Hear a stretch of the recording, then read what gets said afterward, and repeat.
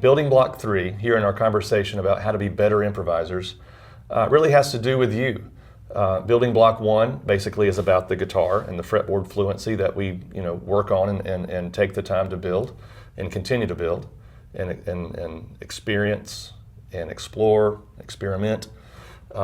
Building block 2 is understanding that the song is important, but not just maybe the way you've always played it, but really understanding how to internalize melodies, how to understand structure and form more as a primary informant for awareness and things like that. Building block 3, again, when we think about you, we understand that when we are all engaged in something like improvisation, we are having an experience.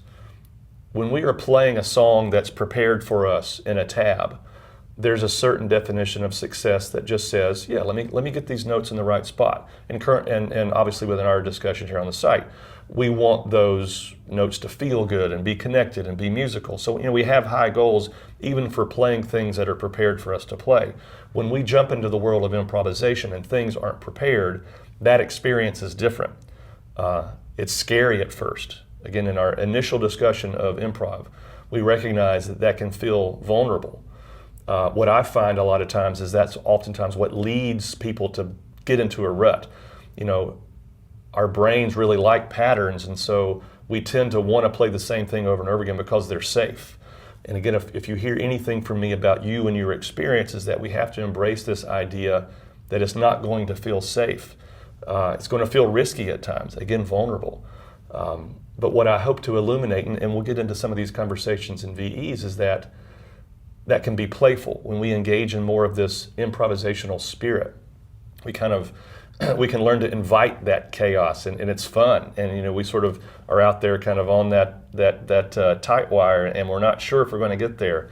And sometimes we may fall, but it's going to be okay. Again, part of the experience is understanding that mistakes are going to happen. There's going to be trial, there's going to be error. It's not a question of if, but when.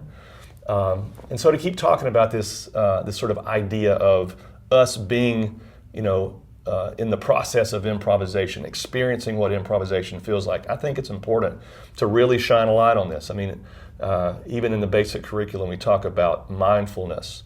I think one of the negatives about improvisation and just soloing in bluegrass, that's about the same way we've always done it, that's more mindless. And when we're trying to open up these doors for more mindfulness, again, we're inviting all these things that could be scary at first. And so one of the things we want to recognize is that we are always listening and reacting when we're improvising.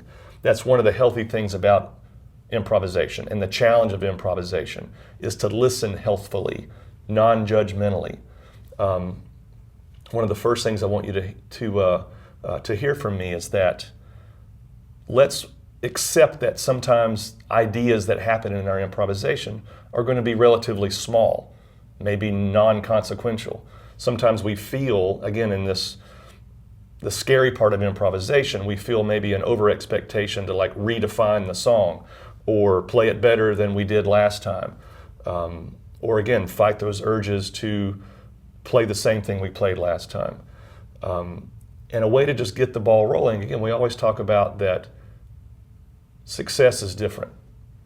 And along with this is when we notice something happen, that's an idea that's more improvisational. And again, we'll talk more about how to practice improv to kind of set a stage for more of this noticing. But when these things happen, again, you're going to have a reaction. And let's just be okay. Let's accept the idea that we don't have to redefine the tune. Small things matter as far as improvisation. And it's about the process of just kind of getting things going.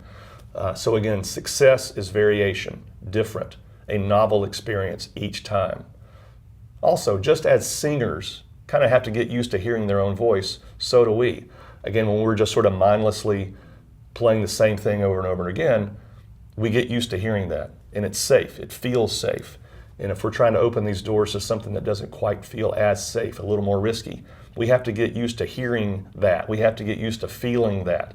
Again, that's where, when we're really aiming for a deeper improv experience, that's what we have to invite. Again, we have to actively work on accepting what happens, not judging that. Again, getting used to the way that sounds and feels, And that's really what healthy improv is about: listening, reacting. And those are things that we can recognize even as we're, driving down the road. You may find yourself at, moments just whistling a little tune or just kind of humming along with a song. Some improvisers talk about, I have these ideas in my head and I'm just not sure how to, experience them on the guitar. And we'll keep talking about that. But that voice in our head is improvisational, and that's good. We want to invite that into the scene because, again, that's healthy. That's not based on just our fingers kind of being in this rut, but noticing, again, new, novel, just in the moment.